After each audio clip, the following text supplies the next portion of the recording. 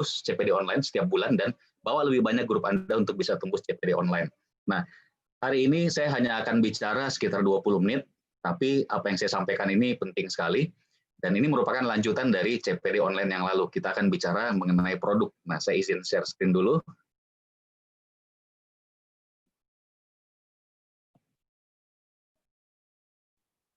Ya, kelihatan Pak Wahid? Ya, sudah tampil Pak. Ya, sudah tampil ya. Nah, Bapak Ibu, kita review sedikit CPD kita yang lalu ya. Jadi untuk daya tahan tubuh, imunitas, kesehatan tubuh, penentunya adalah 4 poin ini. Olahraga, istirahat, nutrisi, makanan suplemen, dan pikiran atau stres. Jangan lupa, pikiran atau stres ini penting. Banyak sekali orang yang ternyata sampai sakit parah, itu karena pikiran dan stres. Yang kadang-kadang kita distributor TNC ini lupa soal hal ini. Cuma fokusnya di masalah nutrisi atau suplemennya saja. Nah, kemudian sekali lagi yang namanya traditional Chinese medicine, basicnya adalah pencegahan sebetulnya. Walaupun kemampuan mengobatinya juga luar biasa ya. Nah, pencegahan, kemampuan mencegah ini dari mana asalnya? Dari tipe produk 3 jenis, yaitu produk detox, kemudian produk penguat, dan penyeimbang. Kombinasi dari 3 ini menyebabkan tubuh kita jauh lebih bagus kondisinya, jauh lebih fit, dan bisa mencegah penyakit-penyakit yang masuk, juga bisa mengobati. Nah, lebih lanjut, yang kemarin kita sempat bahas bersama ya Bapak Ibu, setiap produk TIENS ada 3 unsur sebetulnya yang dikandung di dalamnya. Yang satu, pertama adalah unsur detox. Nah, unsur detox ini biasanya serat dan ada asam lemak tak jenuh. Yang kedua, unsur tonik, yaitu biasanya antioksidan, ada juga protein, vitamin, mineral, dan selain itu ada zat tambahan. Jadi setiap produk TIENS itu biasanya kombinasi dari 3 unsur ini, cuma kadarnya beda-beda. Nah, itulah sebabnya kalau Anda lihat tadi, ada 3 jenis produk tadi ya, yang segitiga tadi, ada produk detox, penyeimbang, dan penguat. Nah, penggolongan produk TIENS menjadi 3 golongan ini, itu berdasarkan dari kadar unsur detox dan unsur toniknya. Nah, Anda lihat di layar di sini, yaitu kalau unsur tonik lebih besar daripada unsur detox, maka itu disebut produk tonik. Dan produk tonik ada 2 jenis, yaitu penyeimbang dan penguat. Nah, sekali lagi, unsur detox itu apa? Unsur yang memang bisa membuang racun dari tubuh, juga membuang zat-zat yang bersifat racun. Bukan hanya racun, tapi zat-zat yang bersifat racun. Sedangkan unsur tonik adalah unsur yang bisa memperkuat tubuh kita, menguatkan, memberikan energi tambahan. Nah, apa saja produk tonik? Yang pertama yang penyeimbang, kemarin kita sudah bahas ya Bapak Ibu, spirulina, mungkort, dan glukosamin. Sedangkan yang penguat adalah kalsium, tentunya ada 4 tipe kalsium 1, 2, 3, dan 4, kalsium dewasa, kalsium sutang, kalsium anak, dan kalsium chewable yang dikunyah. Kemudian zinc juga termasuk produk penguat, dan diakon juga termasuk produk penguat.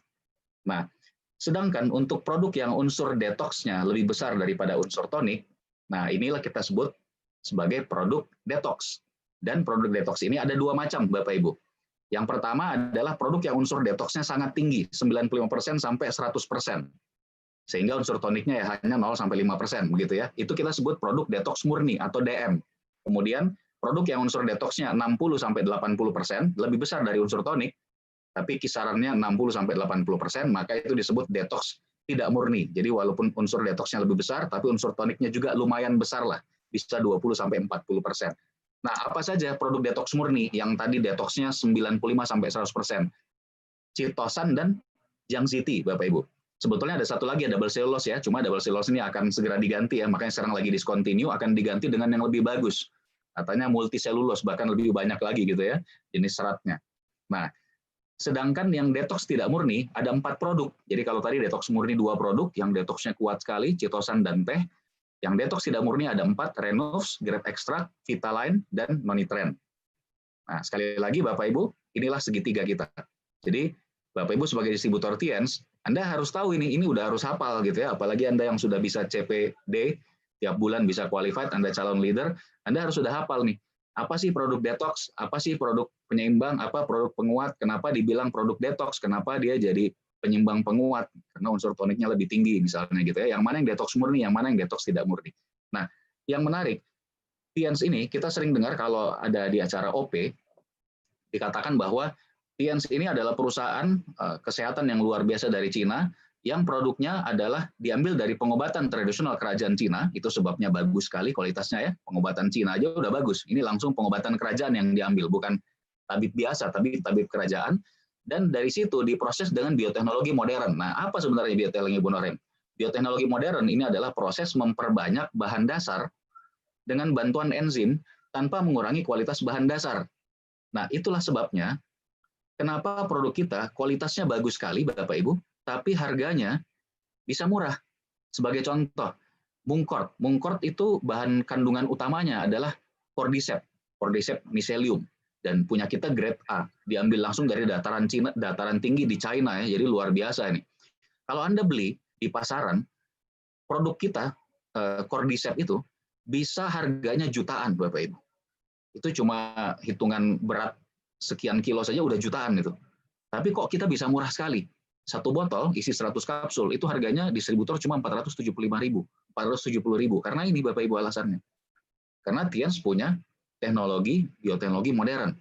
Jadi bisa memperbanyak, atau kalau simpelnya ini kita jadikan satu kata cloning istilahnya. Dia bisa memperbanyak bahan dasarnya. Teknologinya luar biasa sehingga harganya bisa dijual lebih murah. Nah, kemudian kita lanjutkan hari ini ya. Kemarin itu review yang saya bahas kemarin. Kita lanjutkan hari ini bahwa agar hasil dari mengkonsumsi produk Tianxi bisa maksimal, ada 3 hal yang harus diperhatikan. Kita bilangnya 3T, 3 tepat, 3 hal yang harus tepat. Yang pertama, produknya harus tepat tentunya. Nah, ini kita belum bahas hari ini ya, karena ini wah bisa panjang lebar ini, ada ratusan jenis keluhan atau penyakit gitu ya.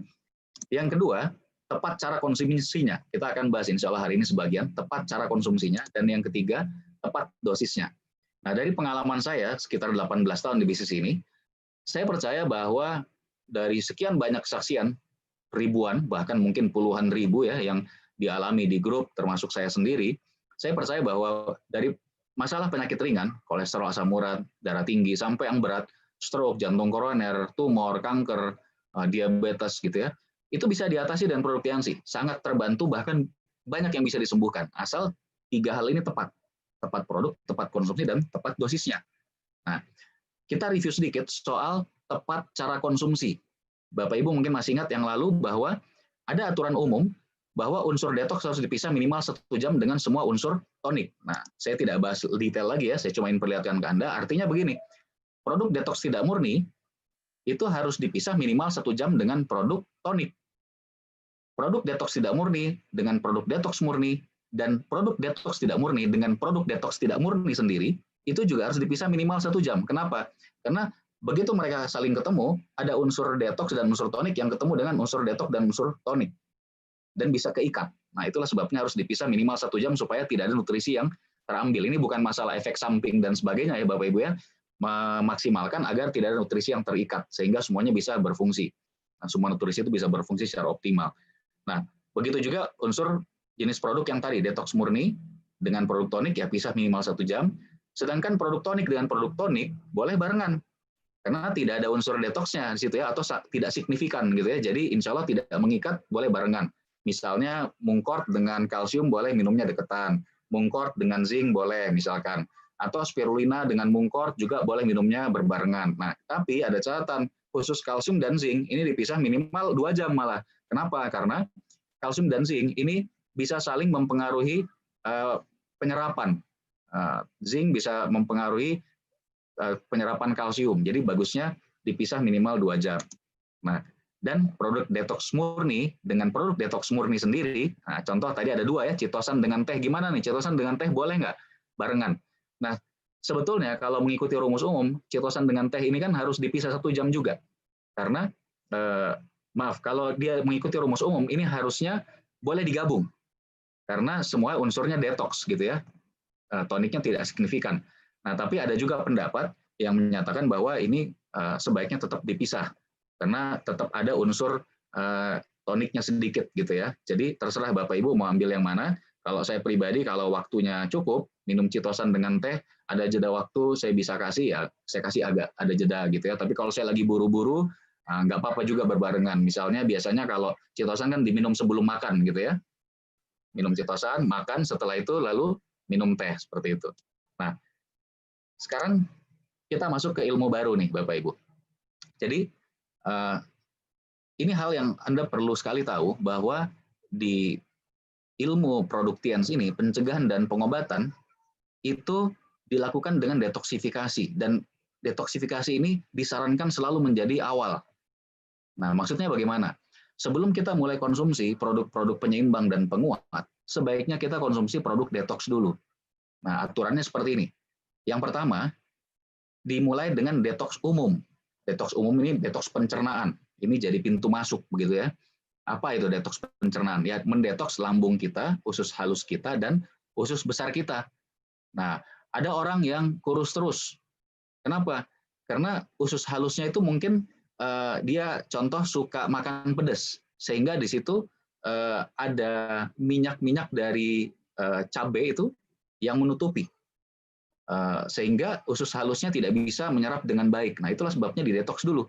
Kemudian usus besar, bagaimana taunya harus didetoks? Biasanya orang yang BAB-nya kurang lancar itu harus didetoks dulu usus besarnya. Nah, untuk detoks di awal ini hanya mengkonsumsi produk detoks murni, artinya cuma citosan atau teh. Hanya dua ini, Bapak Ibu. Selama satu periode detoks. Satu periode detoks itu berapa lama? Biasanya 10 sampai 15 hari. Jadi sebelum minum produk yang lain, sangat disarankan 10-15 hari pertama itu minum dulu teh atau citosan, tergantung yang mana yang paling tepat untuk tujuan detoks tadi. Nah, setelah itu Bapak Ibu, baru dilanjutkan dengan detoks khusus, yaitu organ. Detoks organ, apa yang biasanya didetoks? Organ hati atau liver, paru-paru, ginjal. Nah, produk apa yang dipakai di sini? Bisa produk detoks murni tadi, bisa juga produk detoks tidak murni. Dan di saat ini, jadi setelah 10-15 hari pertama, dilanjutkan dengan detoks organ, bisa pakai detoks murni, detoks tidak murni, ini pun sudah bisa berbarengan dengan produk tonik yang penyeimbang dan penguat tadi. Nah, sebagai contoh misalnya, ada orang sakit hepatitis B, Bapak Ibu. Sebaiknya 10 hari pertama sampai maksimal 15 hari pertama, dia detoks dulu, buang racun dulu dengan citosan, karena citosan ini yang tepat buat hepatitis gitu ya.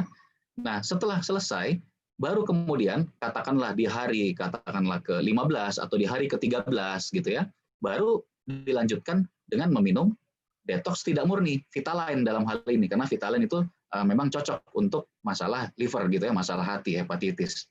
Nah, dan bisa langsung masuk dengan produk penyeimbang dan penguat. Penyeimbangnya misalkan di situ adalah mungkort dan kalsium sudah bisa masuk. Lalu bagaimana dengan citosannya? Kalau tetap mau dilanjutkan, silakan boleh. Jadi detoks citosan tetap berlanjut, tapi detoks tidak murni dan produk penguatnya juga sudah bisa masuk. Seperti itu kira-kira gambarannya. Nah, namun Bapak Ibu teman-teman, ada yang harus diperhatikan di sini. Jadi aturan dasarnya sebaiknya detoks dulu tadi kan. Tapi Anda harus perhatikan C dari orang si pasien, si konsumen ini yang lagi punya masalah kesehatan. C itu adalah energi tubuh kalau dalam pengobatan Cina. Nah, Anda harus tahu bahwa yang namanya produk detox itu mengurangi C, Bapak Ibu. Nah, artinya apa? Orang-orang yang C-nya lemah atau kurang itu biasanya tanda-tandanya dia pucat, lemas gitu ya. Biasanya dia darah rendah. Termasuk orang yang C-nya juga lagi rendah adalah ibu hamil, terus ibu menyusui. Kalau dia baru 6 bulan pertama menyusui, ini harus diperhatikan. Kenapa? Karena jangan sampai nutrisi dari ASI-nya malah terambil gitu ya oleh produk detox. Kemudian anak juga, anak ini juga termasuk yang C-nya masih rendah, kecuali kalau anaknya kelebihan berat badan, yang gemuk, atau anaknya kolesterol tinggi, ya itu nggak masalah gitu ya. Tapi intinya adalah kalau orangnya C-nya lemah, Bapak Ibu, Anda tidak boleh detox dengan produk detox murni. Jadi aturan yang tadi 10-15 hari pertama detox dulu pakai teh citosan itu jangan dilakukan untuk orang yang C-nya lagi rendah. Kenapa? Takutnya dia makin lemah. Apalagi orang yang penyakit sudah parah, daya tahan tubuhnya juga dia lemas dan lain-lain, ini harus diperhatikan. Nah, kemudian poin kedua, produk tonik menambah C sebaliknya ya.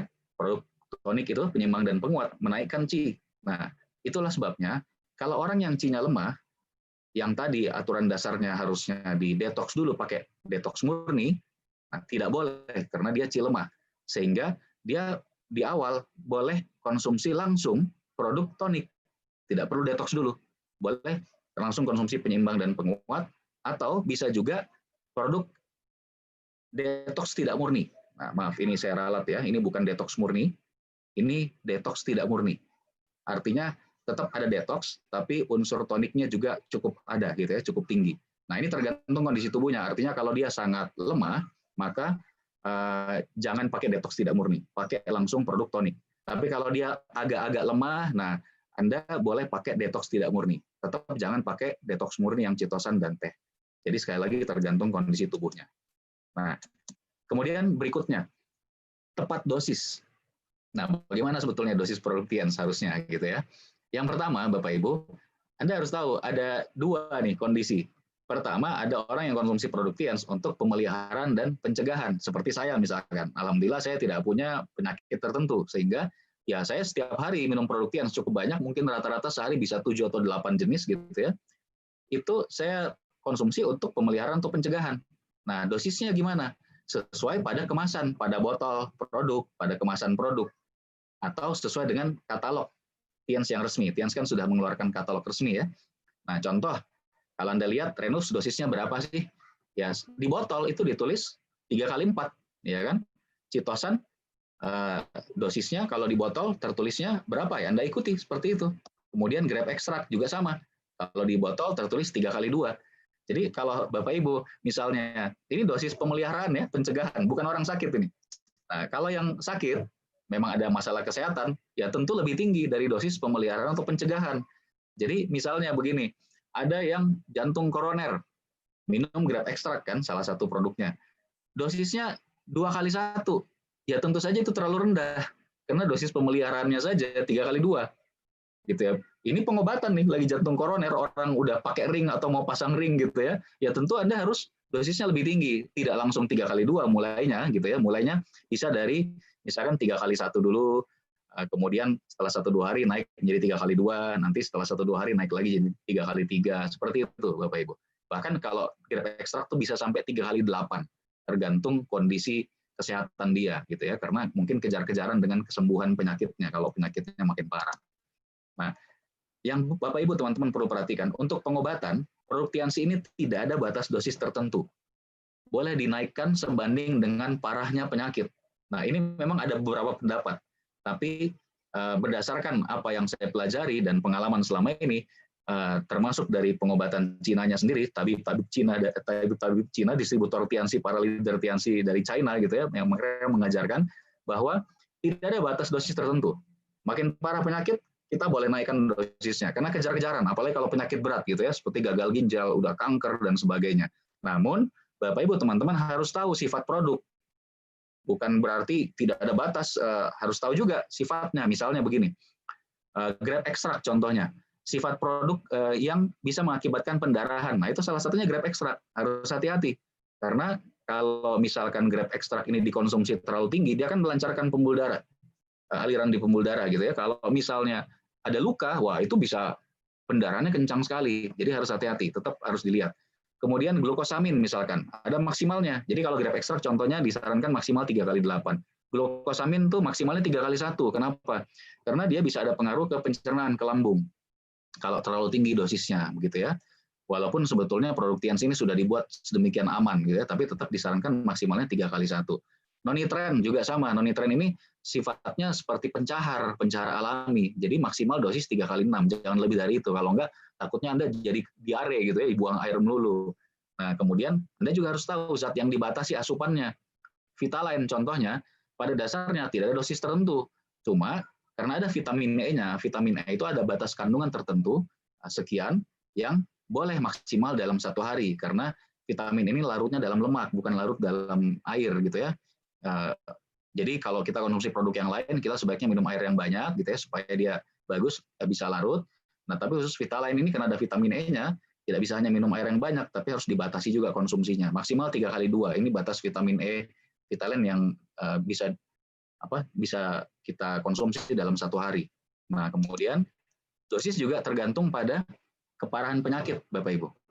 Yang tadi saya bilang ya, makin parah, kejar-kejaran, nggak apa-apa, naikin aja, tapi bertahap naiknya. Seperti tadi, misalnya grape extract yang saya jelaskan, atau misalkan ada orang yang kanker misalnya, Bapak Ibu. Biasanya kanker, kalau yang dia hubungan kankernya dengan hormonal, anggaplah kanker rahim, kanker payudara, biasanya pakai citosan, mungkort, kemudian grape extract gitu ya. Nah, anggaplah citosannya itu nanti bisa dinaikkan sampai dosisnya 3 kali 10 misalkan. Bahkan bisa 3 kali 15 misalkan. Mungkortnya 3 kali 10. Kemudian grab ekstraknya 3 kali 8. Nantinya awalnya bertahap dulu, mulai dari masing-masing 3 kali 1, 3 kali 2 dulu misalkan gitu ya. Nanti setelah sehari 2 hari naik lagi 3 kali 3, nanti naik lagi, naiknya bertahap. Nah, kemudian tergantung juga usianya, karena beda-beda ya. Bapak Ibu harus konsultasikan lagi, saya nggak mungkin jelaskan semua sekarang. Anak usia 0 sampai 1 tahun dengan 1 sampai 5 tahun dengan di atas 6 tahun pasti beda dosisnya. Remaja dengan dewasa kurang lebih sama, nah lanjut usia beda lagi, turun lagi biasanya dosisnya kalau udah makin tua. Kemudian orang yang berat badannya tinggi dengan rendah, orang yang gemuk dan kurus juga beda Bapak Ibu dosisnya tentunya. Nah, satu hal terakhir yang saya ingin bahas di kesempatan ini adalah produk TIENS tidak mengakibatkan efek samping, namun perhatikan kemungkinan terjadinya reaksi pembalikan. Nah, pastikan Anda sampaikan ke konsumen sebelum mulai mengkonsumsi. Apa ini reaksi pembalikan? Contoh misalnya, kalau ada orang yang osteoporosis, dia mengkonsumsi osteoporosis berarti dia tulangnya udah pengeroposan gitu ya, mungkin udah ngilu-ngilu. Pada saat dia konsumsi kalsium, di awal bisa terjadi reaksi pembalikan karena kalsium ini langsung mengisi ke tulang dan kalsium kita ini bagus sekali ya, konsentrasi tinggi, penyerapan bagus, bisa terjadi reaksi pembalikan, badannya malah tiba-tiba jadi lebih ngilu dari biasanya. Nah, kalau Anda tidak sampaikan ini ke konsumen sebelum dia konsumsi, maka dia akan berhenti dan tidak mau lagi konsumsi produk TIENS. Anda setelah itu edukasi, kasih tahu, nggak akan percaya dia. Biasanya seperti itu. Jadi harus dikasih tahu sebelumnya. Pak, Bu, ini mungkin ada reaksi pembalikan. Justru kalau ini terjadi, itu berita baik. Artinya produk TIENS-nya bekerja, lagi ngisi ke tulang, lagi bekerja mengobati gitu ya. Nah, bagaimana cara mengatasi ini supaya meminimalkan reaksi pembalikan ya, mulai dengan dosisnya jangan terlalu tinggi dulu. Jadi kalau Anda tahu misalkan ini udah orang tua, osteoporosis, usianya 60 ke atas, 50 ke atas, apalagi kalau 70 ke atas, minum kalsiumnya setengah saset dulu sehari gitu ya. Kalau 3 hari, 4 hari aman, baru naikkan jadi 1 saset. Seperti itu kira-kira. Nah, apa ciri-cirinya reaksi pembalikan? Bersifat sementara.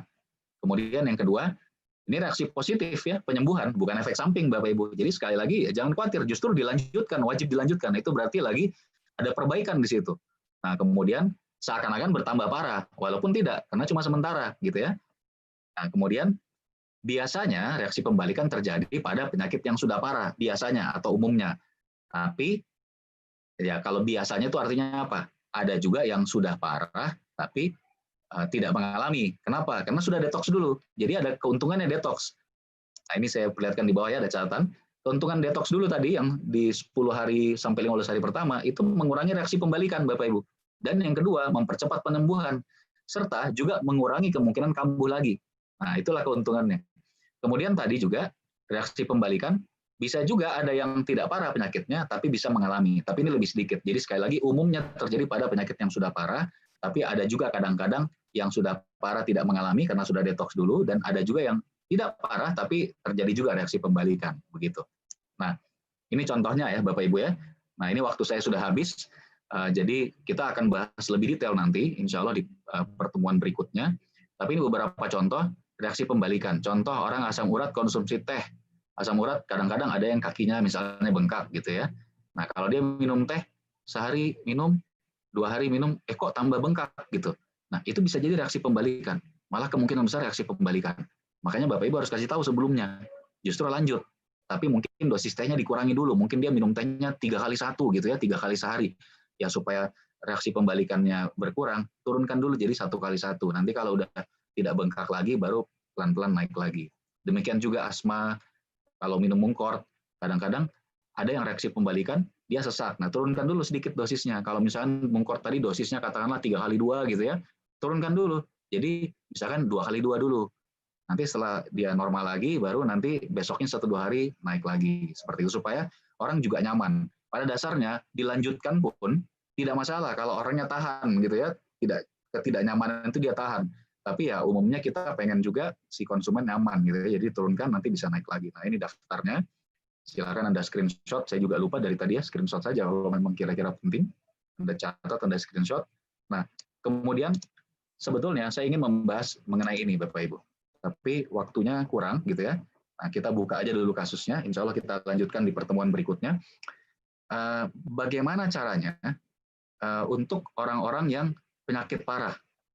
Dari mana kita tahu dan apa yang harus kita lakukan untuk kita tahu dia ini mengalami reaksi pembalikan atau bukan? Artinya begini, contoh, orang yang gagal ginjal, kita ambil kasus nih, misalkan tanggal 10 Juni besok, Anda ketemu salah seorang konsumen, pasien yang gagal ginjal. Dia dicek ureum dan kreatininnya tinggi. Nah, dan badannya bengkak gitu ya. Nah, kita konsumsi produk Tianzi, kita kasih. Mulai dengan Mungkort 3x2 misalnya. Besoknya gitu ya. Nah, setelah konsumsi ini, besoknya kita naikin 3x3. Nanti kan akan naik terus, karena mau mengejar ini kan gagal ginjalnya, supaya bisa mengejar penyakitnya. Nah, ternyata setelah dinaikkan tambah bengkak. Nah, pertanyaannya sekarang, tambah bengkak ini apakah reaksi pembalikan atau tambah bengkak ini adalah karena penyakitnya makin parah. Nah, ini jadi masalah. Kenapa? Kalau dia reaksi pembalikan, justru kan harusnya kita turunkan dulu dosisnya supaya orangnya nyaman. Gitu kan, walaupun produknya sudah bekerja, sudah mengobati sebetulnya. Tapi kalau dia karena kondisinya parah, penyakit makin parah sehingga dia makin bengkak, nggak bisa kita turunkan dosisnya. Kalau kita turunkan, malah nggak kekejar nanti penyakitnya, malah harus naik dosisnya gitu ya. Nah, untuk menjawab ini Bapak Ibu, apa yang harus dilakukan? Nah, insya Allah kita lanjutkan di pertemuan berikutnya. Jadi hari ini waktu saya sudah habis. Terima kasih sudah mendengarkan semua. Mudah-mudahan apa yang kita pelajari mengenai produk yang hari ini, Anda bisa mulai kuasai, konsultasikan ke upline Anda, dan Anda bisa makin serius mempelajari produk Tianzi, karena bagaimanapun Bapak Ibu bisnis kita bisa besar sekali, terutama kalau saya pribadi berpendapat adalah kekuatan produknya. Terima kasih telah mendengarkan.